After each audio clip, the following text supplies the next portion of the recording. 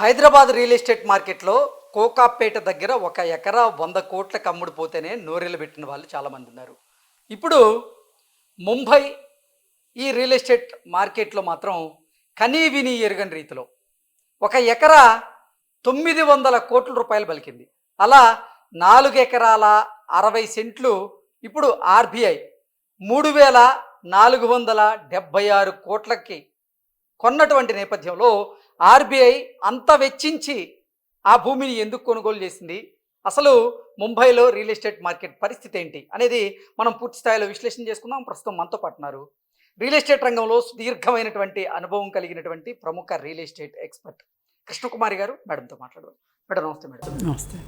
RBI అక్షరాల 3500 కోట్ల రూపాయలు వెచ్చించి 4 ఎకరాల 60 సెంట్ల భూమిని ముంబైలో కొనుగోలు చేసింది. అంత భూమిని అంత వెచ్చించి కొనుగోలు చేయడానికి గల కారణం ఏంటి ప్రధానంగా అంటే ఏం చెప్తారు మేడం? ఇప్పుడు మనం దేశం మొత్తం మీద బొంబాయి ఒక విశిష్టమైన ప్రాధాన్యత ఉంది బొంబాయికి. అదేంటి అంటే అది వాణిజ్య రాజధాని మన భారతదేశానికి. రాజకీయ రాజధాని ఢిల్లీ కావచ్చు, కానీ ఆర్థిక వాణిజ్య రాజధానిగా స్టాక్ మార్కెట్ దగ్గర నుంచి ఈ దేశంలో బాగా డబ్బులు ఉన్న వాళ్ళందరూ కూడా బొంబాయిలోనే తిష్ట వేస్తారు. అట్లాగే టెర్రరిస్టులు కూడా అక్కడే తిష్ట వేస్తారు, స్మగ్లర్స్ కూడా అక్కడే తిష్ట వేస్తారు, ఇక అన్నీ అక్కడే ఉంటాయి. అయితే దానికి ఇంకొక డిసడ్వాంటేజ్ ఏంటంటే, ఇప్పుడు ఇంత ఉన్నప్పుడు అదే ల్యాండ్ ఉందనుకోండి, ఇప్పుడు హైదరాబాద్కు ఉన్న ల్యాండ్ ఉందనుకోండి, ఉన్నంత ల్యాండ్ బొంబాయికి ఉందనుకోండి, ఇంత రేటు పలకదు. అయితే ఎందుకు లేదు అంటే సముద్రం దాన్ని పరిమితం చేస్తుంది. ఇప్పుడు హైదరాబాదు మీరు ఎటన్నా వెళ్ళండి, వెళ్ళలేవు, ఫుల్ స్టాప్ లేదు దీనికి. మీరు ఎంత దూరం వెళ్ళినా కానీ ఇప్పుడు హైదరాబాదు విజయవాడ కలిసిపోతే కూడా ఈ మధ్యలో భూమితో ఏమైనా చేయొచ్చు. ఏదైనా భూమి ఉంటేనే కదా ఏమైనా చేయగలిగేది. అందుకే ల్యాండ్ ఇంత వాల్యుబుల్ ఎందుకు, ఇంత విలువ ఎందుకు అంటే భూమిని తయారు చేయలేము మనం.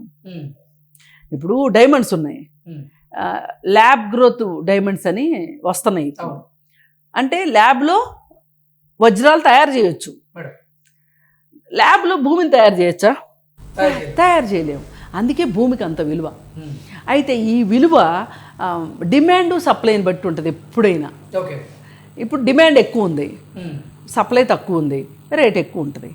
సప్లై ఎక్కువ ఉంది, మన విజయవాడ హైవేలో విపరీతమైన సప్లై ఉంది, డిమాండ్ తక్కువ ఉంది, రేట్ రావట్లా.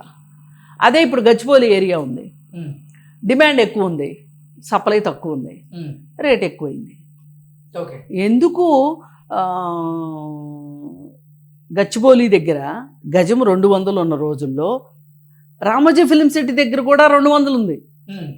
మరి మణికొండలో రేటు ఇవాళ 1,50,000 అవుతుంది గజం దగ్గరలో.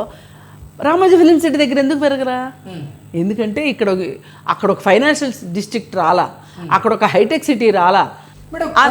అంటే 100 కోట్లు మనం అనుకున్నాం.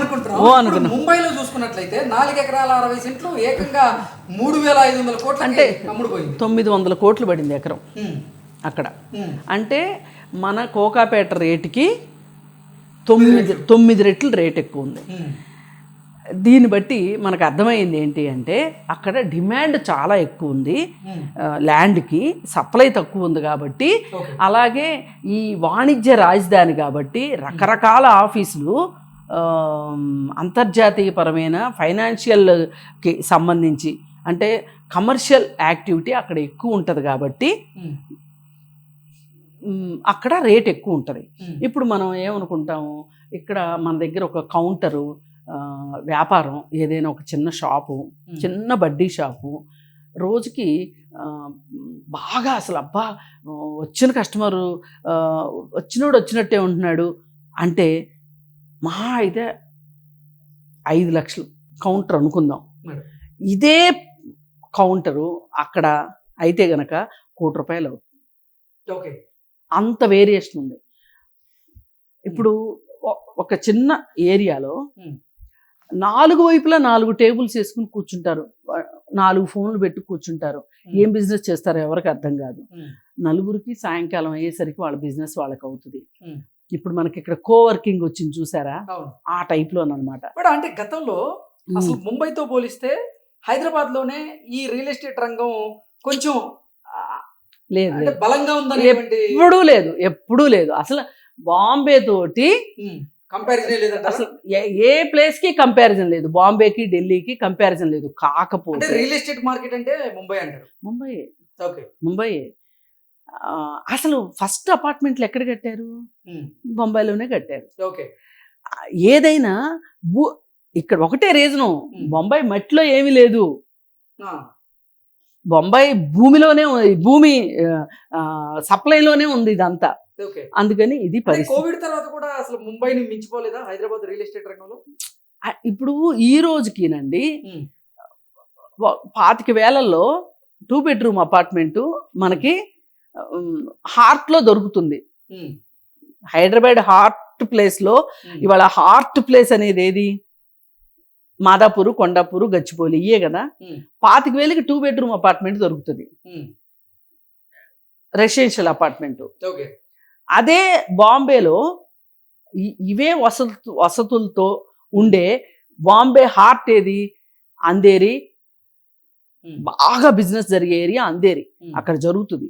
ఇంకా కొన్ని ప్రాంతాలు ఉండొచ్చు, అది బహుశా నాకు తెలియకపోవచ్చు. అక్కడ కూడా ఈ 25,000 అనుకున్నది ₹1,00,000 పైన ఉంటుంది రెంట్. పై ఈ మాత్రం సౌకర్యాలు ఉండవు, గోడల నిండా సీపేజ్లు ఉంటాయి. అసలు చెప్పని అలవి కాదు. అసలు ఇక్కడ మనం ఎందుకు బొంబాయిలో ఉంటున్నాము అనిపించేటట్లు ఉంటది బాంబే. ఇంతకీ 4 ఎకరాల 60 సెంట్లు కొనింది ఎవరు అంటే ఆర్బీఐ కొన్నది. ఈ ఎందుకు కొన్నదంటే గవర్నమెంట్ ఆర్బీఐ చేత కొనిపించి. మహారాష్ట్ర గవర్నమెంట్. ఆర్బీఐ ఎవరి చేతుల్లో ఉంటుందండి? కేంద్ర ప్రభుత్వం చేతుల్లో ఉంటుంది. ఇప్పుడు అక్కడ గవర్నమెంట్ ఎవరిది? BJP government. వాళ్ళు కావాలని ఈ ల్యాండ్ కొనిపించారు. ఎందుకంటే ఆర్బీఐ దగ్గర నుంచి ఇన్ని డబ్బులు ఖర్చు పెట్టించటము అనేది, ఆర్బీఐ దగ్గర ఇన్ని డబ్బులు ఉంటే వేరే దానికి దేనికన్నా వాడుకోవచ్చు.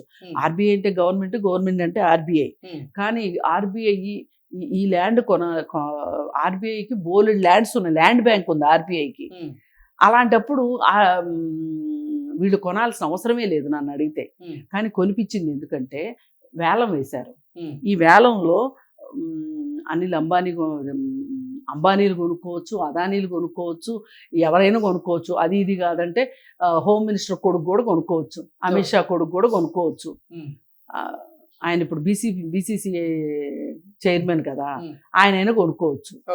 కానీ ఆర్బీఐ చేత ఎందుకు కొనిపించారు అంటే ఆర్బీఐ దగ్గర డబ్బులు ఉన్నాయి, ఆర్బీఐ తోటి ఖర్చు పెట్టించాలి. ప్రైవేట్ వ్యక్తులతో ఖర్చు పెట్టించడం, ప్రైవేట్ వ్యక్తులు ఎవరు కూడా ఈ రేటుకి కొనరు. ఇప్పుడు ఒక్కొక్కసారి అండి ఎల్ఐసి చేత కొన్ని షేర్లు కొనిపిస్తూ ఉంటారు. ఎందుకు కొనిపిస్తారు ఎల్ఐసి చేత? ఎల్ఐసి మునిగిపోతే అడిగేవాడు లేడు, వ్యక్తులు కాదు. అవే షేర్లు నిజంగా అంత మంచి షేర్లే అయితే గనక అంబానీ ఎందుకు కొనరు, అదానీ ఎందుకు కొనరు? మీకు బోల్డ్ మంది ఉన్నారు కదా బిజినెస్ పీపుల్, వాళ్ళు ఎందుకు కొనరు? ఆ మధ్య నాకు కరెక్ట్గా గుర్తు రావట్లేదు కానీ ఆ షేర్ వాల్యూ దడాలమని పడిపోయింది. అసలు ఎల్ఐసికి ఏం అవసరం, షేర్లు కొనాల్సిన అవసరం ఏంటి? ఎందుకు కొన్నట్టు కొనిపిస్తున్నారు. ఇట్లా ఇప్పుడు మనం చేత ఈ 3,500 కోట్లు పెట్టి 4.5 ఎకరా కొనించడం వెనక కారణం ఏంటి? ఇదే. ఇప్పుడు ప్రైవేట్ వ్యక్తులు ఎవరు కొనరు. ఇప్పుడు లోకల్ గవర్నమెంట్ కి డబ్బులు వస్తాయి, మహారాష్ట్ర గవర్నమెంట్ కి డబ్బులు వస్తాయి. ఇప్పుడు మహారాష్ట్ర గవర్నమెంట్ పరిస్థితి అంత బాగోలేదు, ఇవాళ ఫైనాన్షియల్ గా బాగలేదు, గవర్నమెంట్ పరిస్థితి బాగలేదు. అందుకని చెప్పి వాళ్ళకి ఆదాయం కల్పించాలి. కాబట్టి ఇప్పుడు మన హెచ్ఎండి ఎందుకు వేలం వేస్తుంది? ఇక్కడ డబ్బులు ఆదాయం కోసమే కదా. ముంబై మహానగర అభివృద్ధి ఏదో ఉంటుంది, సంస్థ ఉంటుంది, వాళ్ళు వేలం వేశారు. ఇప్పుడు వేలం వేస్తే ఆర్బీఐ వాళ్ళు కొన్నారు. దీనికి 208 కోట్ల స్టాంప్ డ్యూటీ కట్టాల్సి వచ్చింది. 208 కోట్లు ప్రభుత్వానికి ఆదాయం. అదొక ఆదాయం. అంటే ఎవరు పాడుకున్నా వచ్చేదనుకో. మామూలు వ్యక్తులైతే ఇంత పాట పాడరు. ఆర్బీఐ కాబట్టే పాడగలిగింది. ఇది ఒక రకంగా ఆర్బీఐ విషయంలో మైల్ రాయి అనుకోండి. లేదు అనుకోండి, అసలు ఆ భూమి అంత వాల్యూ చెయ్యదు అనుకోండి, పోతే ప్రజల డబ్బే పోద్ది. ఆర్బీఐకి నష్టం అంటే దేశానికి నష్టం కదా. దేశం అంటే ఎవరికి? ప్రజలకే నష్టం. ఇప్పుడు మన వాళ్ళందరూ స్విస్ బ్యాంకుల్లో డబ్బులు దాచుకునే బదులు అట్లాంటివి కొనొచ్చు కదా. అందుకే పెద్దోళ్ళు చెప్పుంటారు, దేశం అంటే మట్టి కాదు, దేశం అంటే మనుషులే. అదే కదా. ఇప్పుడు దేశం అంటే మనుషులే కాదు, దేశం అంటే రియల్ ఎస్టేట్ అన్నట్టు అయింది. Okay madam, thank you. Thank you.